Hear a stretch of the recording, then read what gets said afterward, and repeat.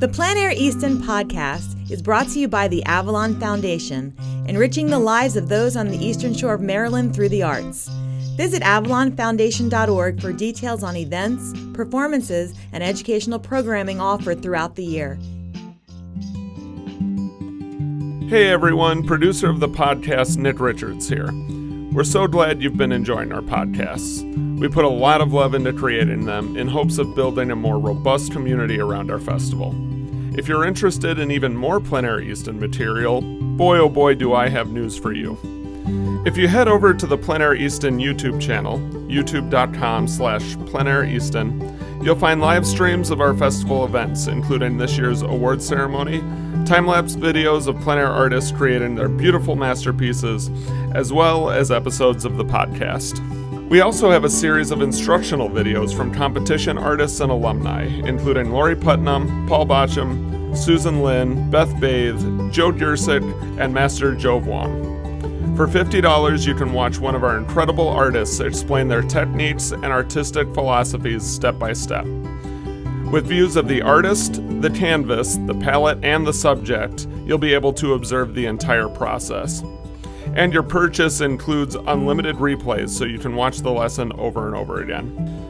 Later this year, we will be releasing more instructional videos with Thomas Bucci, Robert J. Simone, and Julie Riker. To check them out, visit vimeo.com/Avalon Foundation/VOD_pages. That's vimeo.com/Avalon Foundation/VOD_pages. All this additional content can keep you connected to the artists and offerings of the event, and we hope to see you next summer at Plein Air Easton.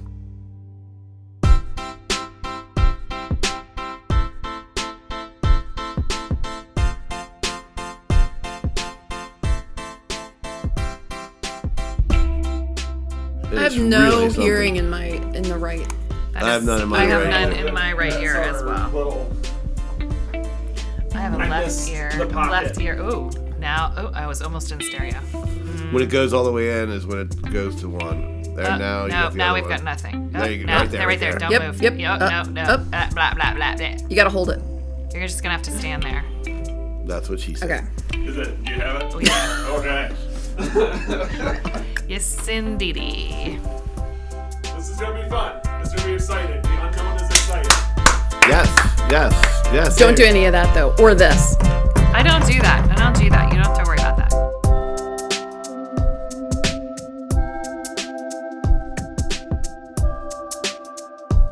Alrighty, everyone. Welcome to Season 3 of Plein Air Easton Podcast. I'm here with Jess Bellis and Marie Nuthall. My name is Tim Wigan, and the three of us are back. We are, and that's good. That's good that we're back. That's really good. Wait, because they didn't cancel our show? It could be a lot of reasons. Yes, there's a lot of reasons to be happy. This is going to be an exciting show. This is our recap and preview of Season 3. Season 3, woo! It's kind of cool that we made it Season 3, Marie. Yes, I know. It's like gaining momentum. It's fun. Are we getting better or worse? I think we're getting a lot better. Really? I do. We're getting a lot of really positive feedback. Mm-hmm. Good. That's great. Great. I even ran into some folks from the Western Shore of Maryland for podcast listening land at a produce stand in Dorchester County, and they have been listening to all the podcasts. So, well, that might be a good place. We have more than 2 listeners. Well, that might be a good place to start with the recap, because we're going to talk about Season 3 coming up. And again, we want to welcome everybody and thank you for listening. We're going to talk about Season 3 for the Plein Air Easton Podcast coming up. But we also want to talk a little bit about 2022's Plein Air Easton Festival. And Jess, I know you had said that somebody came in from Virginia, I think. Yeah, exactly. I hope that she's listening right now, because it was a highlight of the whole festival for me. You know, I think a lot of, for event organizers, a lot of what we do is behind the scenes, and, you know, it's not so much, I mean, we don't do it for our own recognition, but, you know, we're just happy to see the event, like, go off successfully. And those people who know me, I do have a very loud voice. I try not to be loud. You have a good voice. You have a good speaking voice. But I'm loud. Like, and I've been loud since I was little. I don't really know how to be quiet. I project with my diaphragm all the time. And so... Could you imagine that? Projecting with your diaphragm all the time? It is. It's loud. I don't know how loud it is, but I'm told all the time how loud I am. And for the record, like, people don't really like to be told that they're loud. It hurts my feelings every time. So, like... I hate that being shushed. Better People loud shush than me all shrill. the time. Better loud than shrill. Yeah, but I'm like, yeah, dude, I know you can hear me all over the restaurant. I really don't know what to do about it. I guess I could. This is turning into therapy. So I digress. She's not even on her phone. I was running right. I was running the competition gallery on a Saturday, and it was very crowded. And I was being my normal self, speaking in my normal voice. And somebody came over, and she was like, "Oh my goodness, are you Jessica from the podcast?" And I was like, oh my gosh, I'm Jessica from the podcast. I had like no idea that was a thing, but yes, I am. And I had a great conversation with her, and she's an avid listener, and it did make us feel like this was not just for fun for us, but that people were out there feeling it. And that was probably the most meaningful podcast conversation I had over Plein Air Easton, but we had a lot of them. So thank you for listening out there. We really appreciate it. As always, reach out to us with ideas and like us and review us and do all the things. Tell your friends about us, because I do think we're going to have a really fun time in season 3. Right. Yeah. I think so too.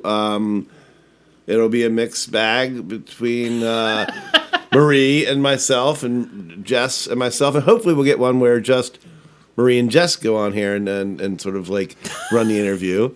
He's like, I need a day off already. Because people hate my voice a lot of times on the radio. I don't think that's true.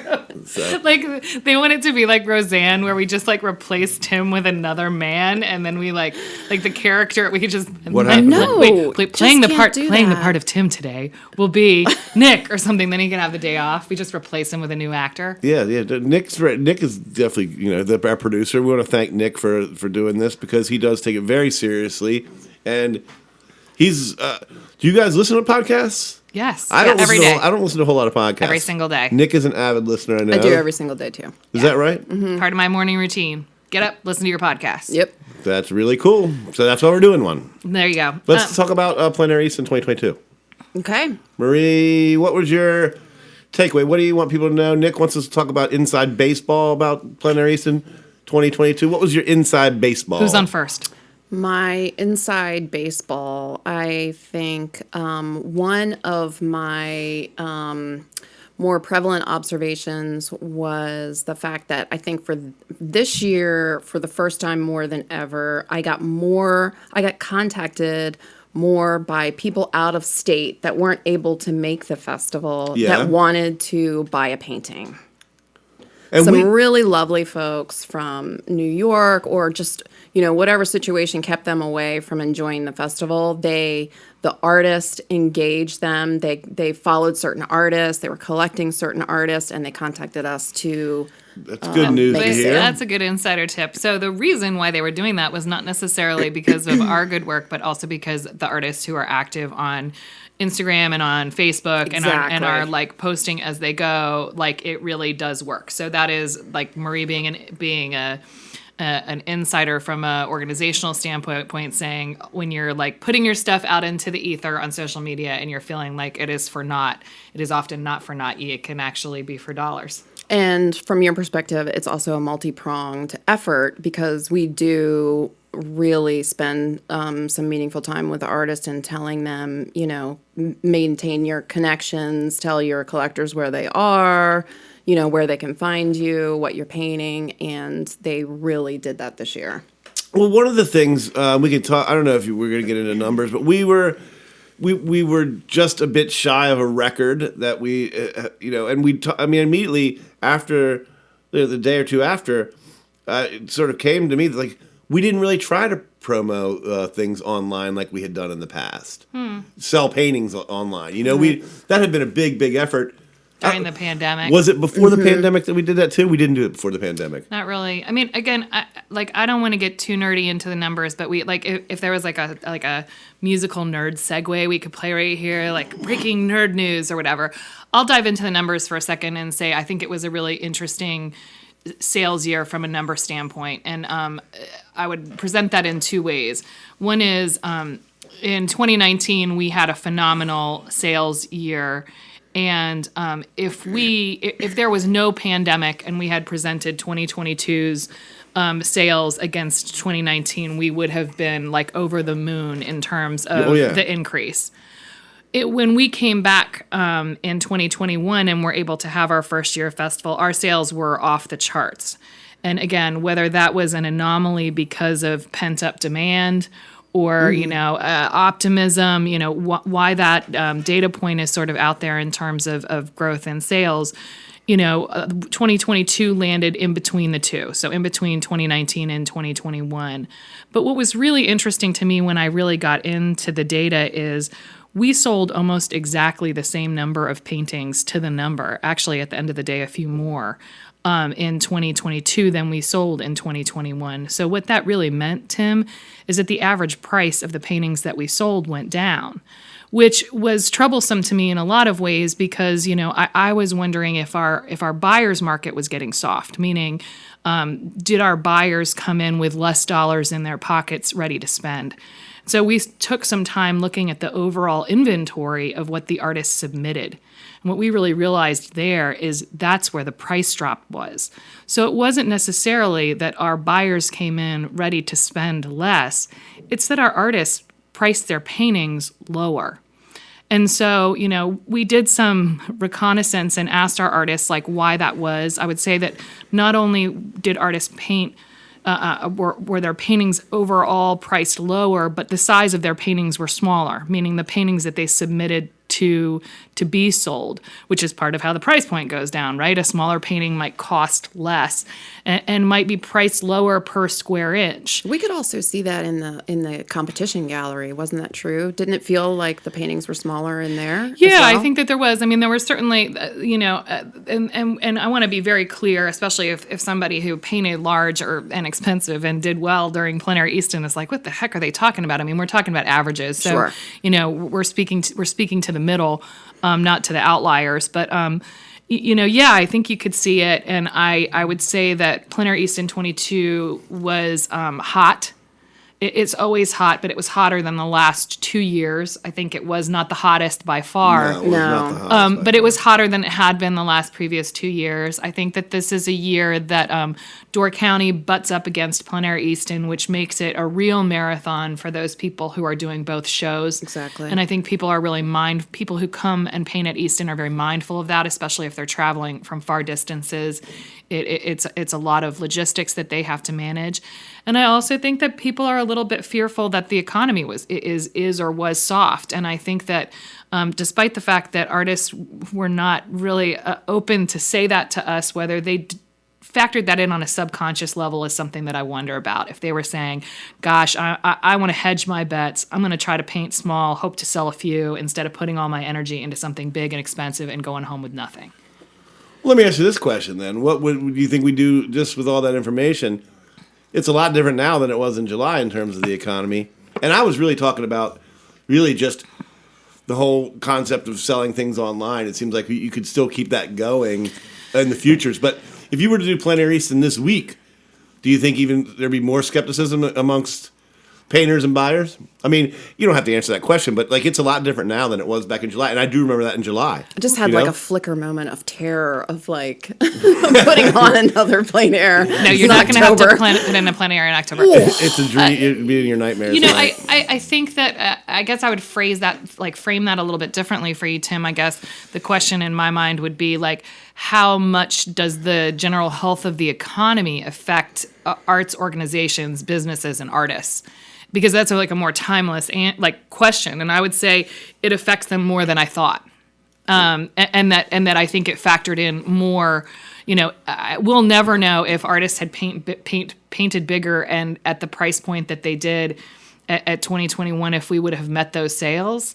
Like, again, I don't know if the people did have less money in their pockets. Well, they came to buy paintings, and they bought the same number of paintings. And the paintings that we had cost less. Right. And I think that that's just like That's an what we know. interesting, those are all facts that can be backed up by data. And, again, if you're listening to this and you're an artist or if you're an event organizer who's looking forward into 2023, where again, Tim, if we're having an economy question, I think the economy is soft, whether we're going to go into a full-blown recession or not.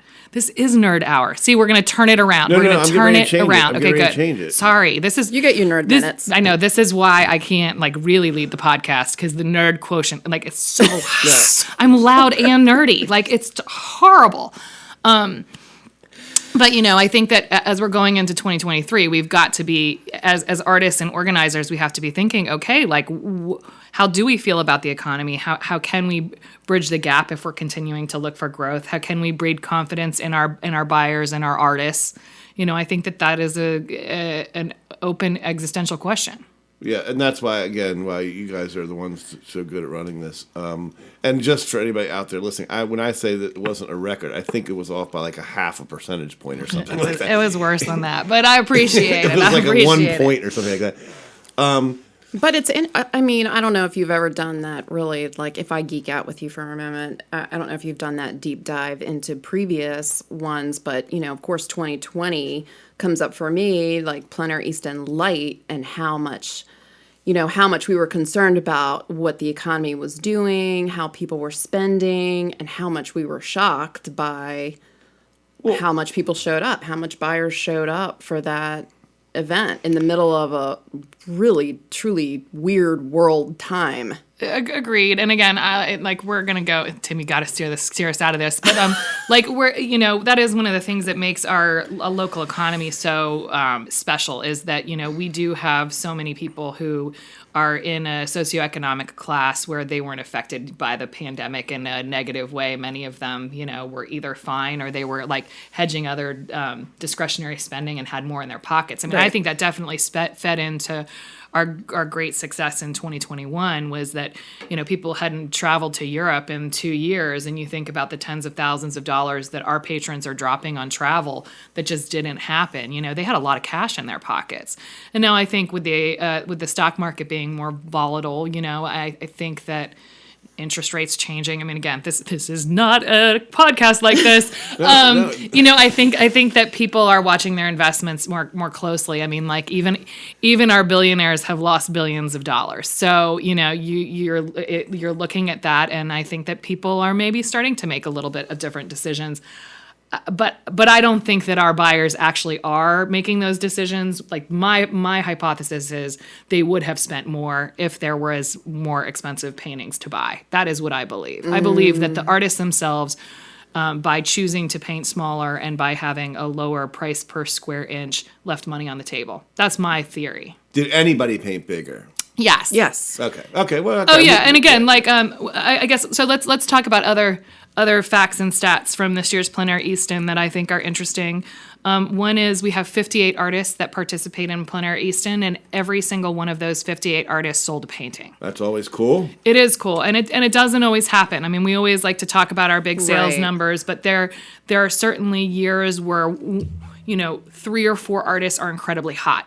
They sell a lot, and then everybody else kind of sells a bit, and then that's kind of how we get to our numbers. The sales this year were much more evenly distributed. There were some people who really had a great year.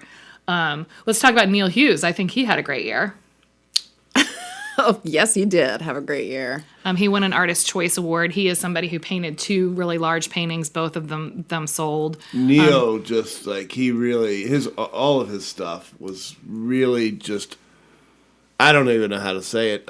There was just more in the paintings, and I mean, I was stood by the coffee machine and over there in that corner, and I was right by his paintings, and I told him, I was like, Neil, this stuff is really, really something this year. It was exceptional. He had the eye of the tiger, I think. He definitely was the profile of the holding back and, painting smaller, being more conservative, being afraid of the heat. That is did not profile his work this year at all. I thought that he was a really, he brought his game to Plein Air Easton this year, and he walked away with both Artist Choice and the Waterman's Museum Award as well. Yeah. So that it was a big year for him. Right. And who won again? Who won? Charlie Hunter. Charlie Oh my Hunter. Let's talk about that for a second. The old veteran came around in the 18th year. How about that? Well, here's one thing that I think is funny too is, we do know who the winners are before everybody else does. So I certainly knew that Charlie had won the grand prize, and he was very he was still very concerned about COVID, rightly so. And, our atmosphere was not one that was very masked, although some of us, I was certainly still wearing a mask when I was inside during that period of time. But he was opting out of some of the events, especially that involved food that were inside where people were unmasked. And so, I was very sort of nervous about whether he was going to show up. And we were all on Charlie watch. We totally were on Charlie watch, but apparently not close enough because he has a way of getting away from us. Well, he was at the academy, and I was watching him leave. We have our competition paintings are in one building, and our award ceremony is across the street in another building that has a ancillary exhibition. And I saw him leaving, and I was like, Tim, Michael, make sure he's not going to his car. Make sure he gets into the armory. And they did. They kept an eye on him until he got in there, and then he did. He did not win the farm award, which was the one he thought he was going to win. He stayed the entire time and was of the opinion that it wasn't really going in his favor, so he decided to take a break to go to the loo. Yep, the restroom, which is I know, which is on a different floor of the old building that we're in. It was all a bunch of sort of hijinks about where he was, and he kept everybody waiting, and it was really sort of just a hilarious Charlie moment. This is very exciting. I guess he didn't think he was going to win.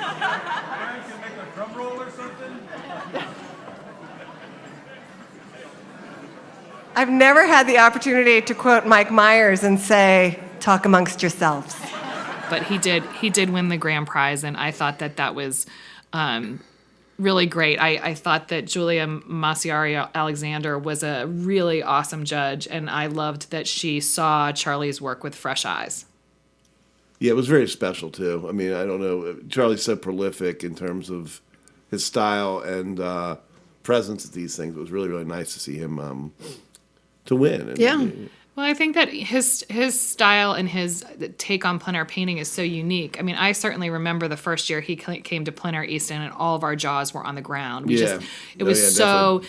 And I think that one of the things that I've gotten lazy about, and I think some of our patrons and collectors have gotten lazy about, is you kind of walk through the exhibition and you're like, oh yep, there's Charlie Hunter, and you just you don't take the time to really stop and look at it like we did when he first started doing these events. Good point. And when you don't stop and look, you really are missing out. But conversely, when he's not there, it feels like a big gap in the entire exhibit too. Well, because again, his paintings are so right. Unique to him. So I'm sure we'll be interviewing him later this season. I know we're going to try to get through our winners, and I'm sure that he'll come on and be a guest, and I'm sure he'll have all sorts of prolific things to say. He's such a great character, and hopefully we get Charlie on here. Yeah, hopefully we're smart enough to handle him, because we won't be. Right, there's no way, right? We won't. Unfortunately, it will be a very difficult conversation.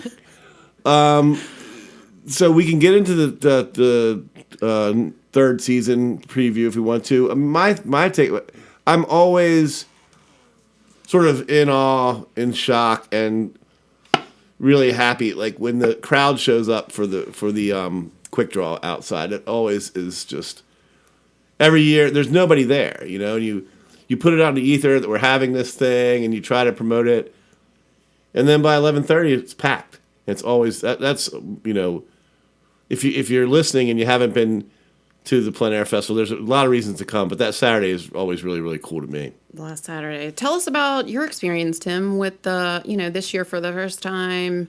We had a pretty big schedule, recording podcast and interviews, and how did that feel for you this year? I think that they worked, the tech people were really concerned about being able to hear it and not having interruptions and putting it through the whole room so it kind of felt like you were listening to the podcast in the room, and I think they did a great job on that.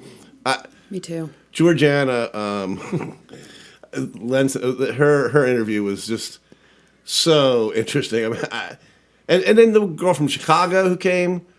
That interview still stays with me. Like, I have tell- done research on painted dogs. Like, Well, the whole like her husband having to tell her she has to stop painting criminals in jail and that Writing to them. writing to them, and like because that was just a great big surprise from the plein air standpoint of things. So yeah, I think that Nick and those guys had a good year this year. I mean, and it was a lot of fun, and I think that it's sort of turned into something that people look at sort of kind of a professional interview during the plein air season. So yeah, it was really, really good. I really enjoyed it.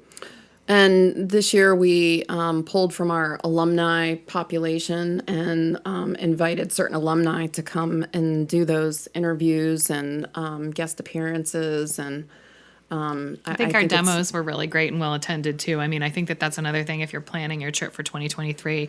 Coming during the week, there's a lot of educational opportunities, and the demos are all sort of free and open to the public, and it's a great opportunity to learn about painting. Right. And we do try to take the time with the questions with that in mind, trying to like let the conversation go where it goes, but trying to put out some information. So again, yes, during the week, they've tried really hard, like come during the week and have some things to do. And I think that's kind of working. Right. Well, and one of the things that we really work very hard at is incorporating feedback from this year into next year. So a lot of these concepts, as far as like inviting the alumni to participate and give demos and give talks and things like that, was born out of the feedback that we get from guests in the beginning of the week. Where's everybody painting? What can I do? How can I get engaged? So this is our answer to that. Like, engage the people that are coming in the beginning of the week while the competition artists are, hiding away in all their little lean-tos and painting tractors and things like that. Like, here's some engaging content for you during the week. And for anybody out there listening who's working on a plein air festival, and I cannot believe how many plein air festivals there are. It's just Cropping up. It's unbelievable. There's going to be It's so great though. I mean, it feels like people are back in business. Yes. Well, but yeah, and again, 18 years, and like there maybe we're 6, and now there's probably 60. It's just, but just to get back to that, for anybody who's thinking about a plein air festival, those are the kind of questions that Jess and Marie and Al and a slew of volunteers think about, and really like they're not easy questions to answer. It's not easy to say, okay, how can you have a festival with 58 people separated across a county, and why should you come on the Monday? Right. That takes a lot of thinking. And so and I think you guys have done a great job at it. And I think it just gets every year. So, okay, we can add this element. And then we probably talked about that before, but no different than 2022. So 2023 is going to be a great year. 19. We're turning 19 years old. And I know that we already Almost an have adult. a Meet the Artist location, which I'm not going to announce on the podcast right now. We're really excited about it. I can tell you that much. Very excited about it. We're excited to have it locked in. We're working to finalize who our jurist is going to be for 2019 and our judge for 2024. So, if you have any ideas, you can come out and email us about it. It's the last time, but our prospectus will drop on December 1st. Yes. And just in case you just need a little bit of backstory, so this year's juror that selects the competition artist for 2023 will be the following year's judge. Right. Yes. In person. And they change every single year. We have a who's new one every single year. Can you announce the judge for the... The judge is Master Jove Wang. So Oh, that's he right. is a master artist from California. from California. Yeah. That's where he hails from. Exactly. So he'll be a great judge. We're looking forward to having him back. He certainly came to the festival this year and got his sort of feet under him in terms of scoping out how it all works. So it was great to be able to see him. I didn't get to spend a lot of time with him because I don't get to spend a lot of time with anybody during Plein Air Easton. But we're excited to have him back, and I think 2023 is going to be a great year. I guess if you are somebody who is interested in coming to travel to the festival, I would say that accommodations are getting harder and harder to get, so planning your trip early is a good idea. we hope to see you in person. We're excited to have a full, robust podcast schedule coming up for season 3. We're going to talk to a lot of artists and I think some event organizers as well. And we're excited. It should be a great year. If you're listening and you've been to the festival, but you haven't been to the Meet the Artist dinner, that is a really, really great event. So consider that. That's at the beginning of the week as well, with an exhibit and sale at the end of that event. So. I guess before we wrap, I think the final thing that I would say is, man, we had some really great volunteers this year. We always do, but I felt like we had a lot of people step up into like more managerial type positions, and I would just really like to give a shout out to them and say, thank you to all of our volunteers. We talk a lot about what we do for Plein Air Easton, what the Avalon does for Plein Air Easton, but really it's a crew of more than 200 volunteers that come out to make it work, host families that open their homes to let artists come and stay there, sponsors and the Friends of Plein Air that help cover our costs so we can make such a robust, cool event happen for our community and for the artists. And, we enter season 3 with humble gratitude and excitement for what the future holds. Yeah, I think the fact that, the volunteers are doing more and more each year and taking on bigger roles. And as volunteers, it's awesome, Well, and something else that was new for this year was the community buy-in for the kickoff event. I think that was amazing, and that's a great event to build from. I hope to see that bigger and better for 2023 next year too. Thanks to Holly Drakarski and Eastern Economic Development Commission or Corporation or whatever their name is. Tim, before we close, can you talk about your personal quick draw experience with your brand new paints? And because I did finally step up for your birthday because of this podcast and get you some really high quality Kim Vanderhook brushes. What? And she's got like a brush pack at Trexel that not to name drop potential sponsors. But no, she's got a great a set. I wrote to her as a friend and was like, what color paints does he need? She set me up and I got him a whole set for his birthday. And you whipped them out for Quick Draw, didn't you? Yes, I did. And I would definitely recommend the Kim Vanderhook starter pack to anyone out there if you want to look her up online. Everybody's I just didn't. I mean, I don't know this year, but people liked it, and people were blown away by it, Tim. I know, and I was just it just looks like a big glob, and who was it that came by and added some brush strokes to it, and was like, don't touch another thing. Well, yeah, I mean, Jill Basham was there. She started me out, and then she walked off, and I was trying to paint open space between leaves, and put the leaves in it and then flowers in it. And I'm not saying it wasn't ambitious. That seems like a pretty easy place to start, right? But no, it was. I really appreciated the paints. It made everybody want to work with me. Actually, all the professional painters, because I had actually a professional kit there. Oh, so, it was just they were just after those brushes.